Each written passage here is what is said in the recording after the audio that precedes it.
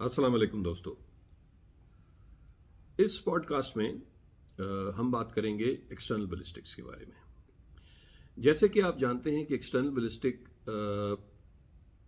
उन साइंस की वो स्टडी है जिसमें हम जांचते हैं कि जब शॉटगन के छर्रे मजल एंड को छोड़ते हैं हवा में और टारगेट तक पहुंचने से पहले उनके साथ क्या होता है हवा में। इस स्टडी को हम एक्सटर्नल बैलिस्टिक्स कहते हैं। यह भी आपको वाज़ेह है कि राइफल के अंदर एक गोली होती है, एक बुलेट होती है, उसका बिहेवियर, उसकी साइंस डिफरेंट है। शॉटगन के अंदर से चूँकि पैलेट्स निकलते हैं जो कि सैकड़ों होते हैं, मुख्तलिफ साइज़ के होते हैं, 4 नंबर, 6 नंबर, 8 नंबर। उनकी इफ़ेक्ट्स और उनके ऊपर जो मुहर्रिकात हैं जो उनको फोर्स करते हैं इन अ स्पेसिफिक वे कि वो बिहेव करें, वो डिफरेंट होते हैं। तो इसलिए हम आज उन पैलेट्स के बारे में बात करेंगे और बुलेट्स के बारे में बात नहीं कर रहे। आपने देखा होगा कभी कारतूस को खोल के कि जो कारतूस के अंदर छर्रे होते हैं वो गोल होते हैं, छोटे छोटे बॉल्स होते हैं।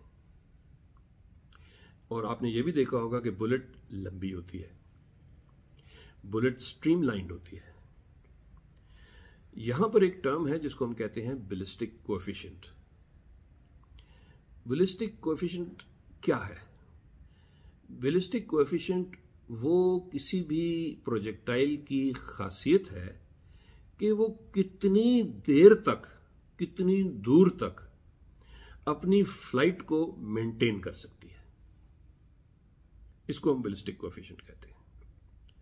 2 मिसालें मैं आपको दूंगा। पहली मिसाल, आपने पत्थर फेंका होगा पानी के किनारे खड़ा होकर या वैसे। आपने देखा होगा कि पत्थर छोटा जब होता है, हल्का पत्थर होता है, उसको आप फेंकते हैं एक पूरी ताकत के साथ तो वो फर्ज किया 25 गज पे गिर जाता है। आप उससे भारी पत्थर उठा के उसी ताकत से फेंके तो 45-50 गज पे गिर जाएगा। आप उससे भी भारी पत्थर फेंकें तो वो 60 गज पे गिर जाएगा। आप उससे भी भारी पत्थर फेंकें तो वो 10 गज पे गिर जाएगा। क्यों? कि ताकत आपकी इतनी नहीं है कि इतने भारी पत्थर को आप 60 गज 70 गज पे फेंक सकें। लेकिन एक चीज वाज़ेह हो गई कि पत्थर जितना भारी होगा वो उतना दूर जाएगा, क्योंकि उसका बैलिस्टिक कोएफिशिएंट उसके वेट के साथ, उसके मास के साथ ताल्लुक रखता है। जितना मास ज्यादा होगा उतना बैलिस्टिक कोएफिशिएंट बेहतर होगा। दूसरा ताल्लुक बैलिस्टिक कोएफिशिएंट का उसकी शेप के साथ है। अगर वो उसकी नोकदार शेप होगी, एलोंगेटेड शेप होगी, तो उसके अंदर बेहतर खासियत होगी कि वो हवा को चीरता हुआ आगे दूर तक चला जाए। जैसे बुलेट जाती है तो उसका बैलिस्टिक कोएफिशिएंट बेहतर हो जाएगा। लेकिन अगर वो गोल बॉल होगा तो उसके अंदर कैपेबिलिटी नहीं होगी कि वो हवा को फाड़ता हुआ आगे निकल जाए, उसका बैलिस्टिक कोएफिशिएंट कम होगा। तो हमें 2 बातों का पता लगा कि बैलिस्टिक कोएफिशिएंट के बेहतर होने के 2 तरीके हैं। एक, वजन बढ़ा दें, दूसरा उसकी शेप स्ट्रीमलाइन कर दें, तीसरा उसको स्टेबलाइज कर दें। ये 3 चीजें अगर होगी तो बैलिस्टिक कोएफिशिएंट बेहतर होगा। ये 3 चीजें नहीं होंगी तो बैलिस्टिक कोएफिशिएंट कम होगा।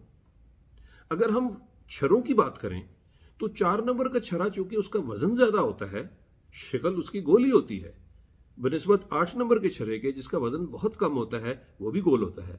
तो 4 नंबर छर्रे का बैलिस्टिक कोएफिशिएंट बेहतर है 8 नंबर से, इसीलिए उसकी रेंज ज्यादा होती है, पेनिट्रेशन ज्यादा होती है।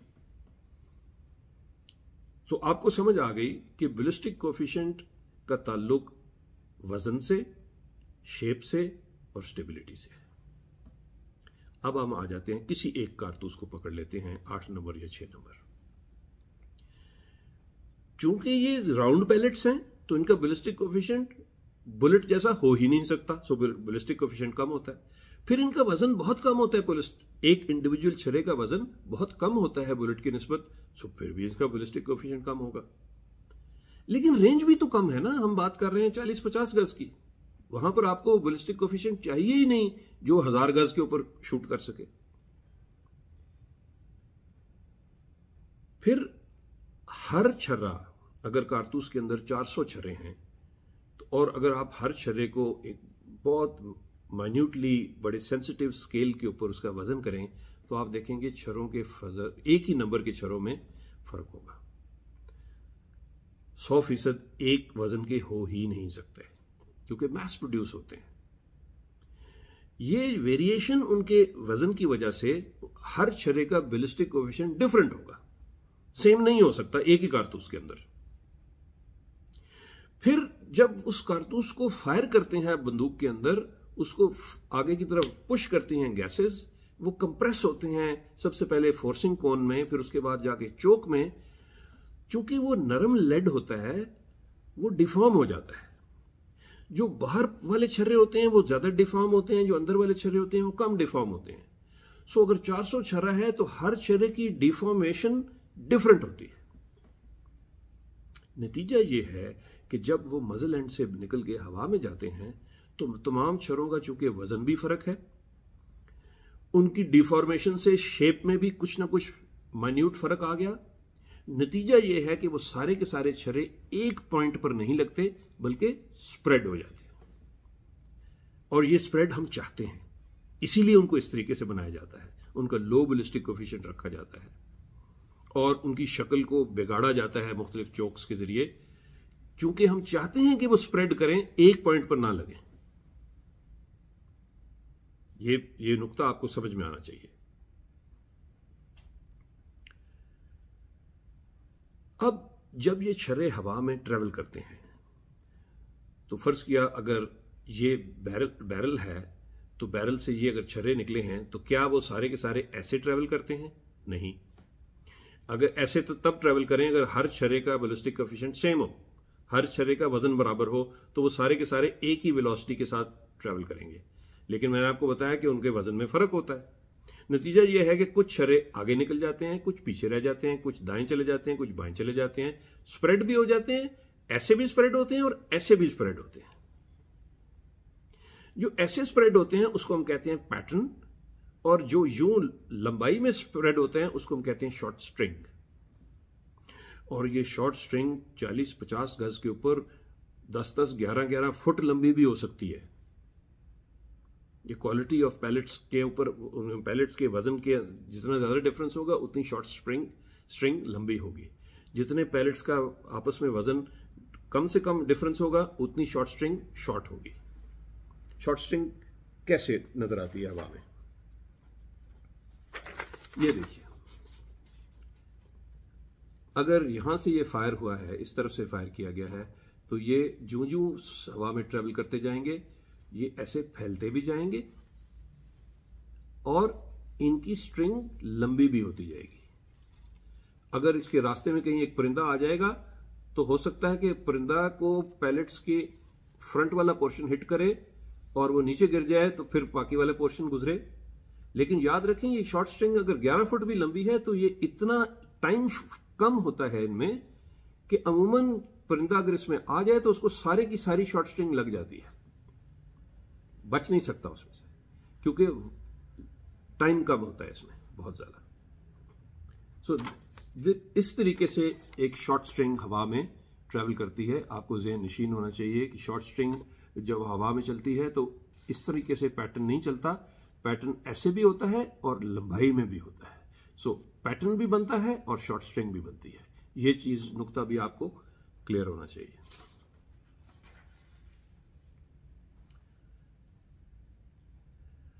अब हम बात करते हैं टाइट पैटर्न की। हमने लॉन्ग शॉर्ट स्ट्रिंग और शॉर्ट स्ट्रिंग की बात कर ली। जितना पैलेट्स के वजन में डिफरेंस ज्यादा होगा उतनी शॉर्ट स्ट्रिंग लंबी होगी, जितना पैलेट्स के वजन सेम होगा या नजदीक तरीन होगा उतनी शॉर्ट स्ट्रिंग शॉर्टन हो जाएगी। अब हम बात करते हैं पैटर्न की। पैटर्न कैसे लूज होता है या कैसे टाइट होता है। हमें पता है कि चोक की वजह से पैटर्न, अगर फुल चोक है तो पैटर्न टाइट होगा, अगर सिलेंडर है तो पैटर्न लूज होगा। यह बिल्कुल मैंने आपको मिसाल दी थी पानी के पाइप की, कि पानी के पाइप को अगर आप प्रेशराइज ना करें, छोड़ दें, तो उसका कुतर ज्यादा होगा लेकिन नजदीक ही गिर जाएगा। लेकिन अगर उसको प्रेस कर दें, पिंच कर दें किनारा, तो उसकी धार बारीक हो जाएगी लेकिन दूर तक जाएगी। ये है चोकिंग का इफेक्ट। चोक डिसाइड करती है कि आपका पैटर्न लूज होगा या टाइट होगा, दूर जाएगा या नजदीक गिरेगा। बैरल की लेंथ का उससे कोई ताल्लुक नहीं है। अब शिकार में हमें कैसे पता चलेगा कि मिसाल के तौर पे मैं तीतर का शिकार खेलता हूं, तो मुझे कैसे पता चलेगा कि मैं जो बंदूक इस्तेमाल कर रहा हूं और जो मैं कारतूस का नंबर इस्तेमाल कर रहा हूं उसका पैटर्न टाइट है या लूज है? बड़ा मोटा सा तरीका है एक, जिसको हम बात पंजाबी में कहते हैं झटका सा तरीका है। अगर मेरे ज्यादातर परिंदे डेड नहीं गिरते, क्रिपल होके गिरते हैं, फटड़ होके गिरते हैं, विंग टूट गया या परिंदा गिरा भाग गया, जख्मी हो गया, फड़फड़ाता रहा, डेड ना गिरा, तो इसका मतलब है कि मेरा जो पैटर्न है वो लूज है। इसका मतलब है जितने पैलेट्स उस परिंदे को लगने चाहिए वो नहीं लग रहे, कम लग रहे हैं, क्योंकि पैटर्न डेंसिटी कम होगी। क्योंकि जितना पैटर्न लूज होता जाएगा उतनी पैटर्न डेंसिटी कम होती जाएगी। अगर उसको 5 छर्रे लगने थे तो उसको 1 या 2 लगे हैं, वो गिर तो गया, पर टूट गया, हड्डी टूट गई उसकी, वो गिर गया, लेकिन भाग जाएगा। सो अगर मेरे ट्रिपल ज्यादा हो रहे हैं तो ये पहली निशानी है कि आप कोई चीज गलत कर रहे हैं, या आप चोक गलत इस्तेमाल कर रहे हैं, या कारतूस का नंबर ठीक नहीं है।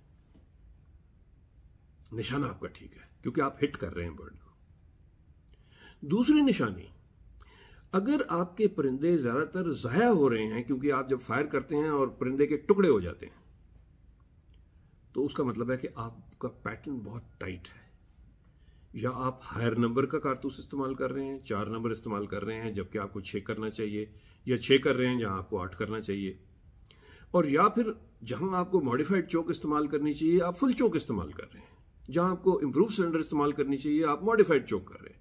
आप टाइट कर रहे हैं पैटर्न को।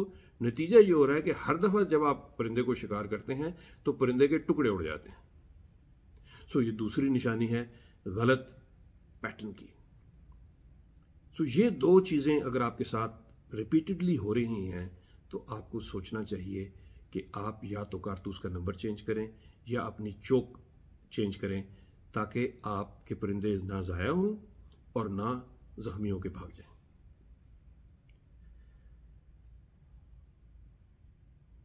ऐसा भी है कि बाज शॉर्ट रेंज के ऊपर जो शिकार होते हैं परिंदे, जैसे बटेर हो गया, और वुडकॉक एक और परिंदा है जो कि अमूमन 15-20 गज के अंदर अंदर शूट होता है, थिकली वुडेड एरियाज में, रीड्स में पाया जाता है। वहां पर इस एस्पेक्ट्स टाइट पैटर्न से बचने के लिए लोग सिलेंडर बोर इस्तेमाल करते हैं, बल्कि यहां तक भी जाते हैं एक्सट्रीम पे कि बाज लोग स्प्रेडर बोर्स इस्तेमाल करते हैं, स्प्रेडर टेक्निक्स इस्तेमाल करते हैं, ताकि उनका पैटर्न जो है स्प्रेड ज्यादा हो, परिंदा तबाह ना हो, बर्बाद ना हो। जिस तरीके से दूर पहुंचाने के लिए हम टाइटर चोक्स इस्तेमाल करते हैं, इसी तरीके से जिन परिंदों का शिकार बहुत क्लोज रेंज पे किया जाता है उनके लिए हम स्प्रेडर चोक्स इस्तेमाल करते हैं। अब हम बात करते हैं, अगर ये बातें हमें समझ आ गई हैं तो हम देखते हैं कि इस पैटर्न को हम कैसे बैलेंस कर सकते हैं। इस मसले का हल क्या है? इसका बड़ा आसान हल है कि जिन परिंदों का, अगर आपने देखना है कि भाई मैं इस सीजन में 10 शिकार मैंने खेले हैं तीतर के, ईमानदारी के साथ बैठें और देखें कि ज्यादातर परिंदे आपके किस रेंज पर मारे गए। मुझे पता है कि मैंने इस सीजन में जो परिंदे मारे हैं उनमें से ज्यादातर जो परिंदे मारे गए वो 25 और 35 गज के दरमियान मारे गए। चंद परिंदे मैंने 65 गज या उससे आगे दूर भी मारे हैं, लेकिन वो गिनती के हैं, 2 या 3 ओकेजन्स। मेजॉरिटी 99% जो मेरे शिकार हुए परिंदे थे वो 25 और 35 गज के दरमियान थे। तो अगर 25 और 35 गज के दरमियान ही मैंने खेलना है तो मैं बहुत बेवकूफ़ी करूंगा कि मैं फुल चोक की तरफ जाऊंगा या मॉडिफाइड चोक की तरफ जाऊंगा। मुझे चाहिए कि मैं इंप्रूव्ड सिलेंडर इस्तेमाल करूं, क्योंकि 25 से 35 गज तक इंप्रूव्ड सिलेंडर बेहतरीन चोक है। और अगर मैं तीतर जैसा परिंदा इस्तेमाल मार रहा हूं और इंप्रूव सिलेंडर इस्तेमाल कर रहा हूं तो उसके साथ 8 नंबर कारतूस इस्तेमाल करूंगा। और अगर मैं मॉडिफाइड चोक इस्तेमाल कर रहा हूं, क्योंकि मैंने 35 की बजाय 45 गज तक खेलना है शिकार, तो फिर मैं 8 की बजाय 6 नंबर इस्तेमाल करूंगा। लेकिन नुकसान ये होगा कि 6 नंबर मॉडिफाइड चोक के साथ अगर 20 गज पे तीतर को लगेगी तो उसके टुकड़े उड़ जाएंगे। ये फैसला आपने करना है कि आपको क्रिपल्स चाहिए, टुकड़े चाहिए, या प्रॉपर डेड बर्ड चाहिए।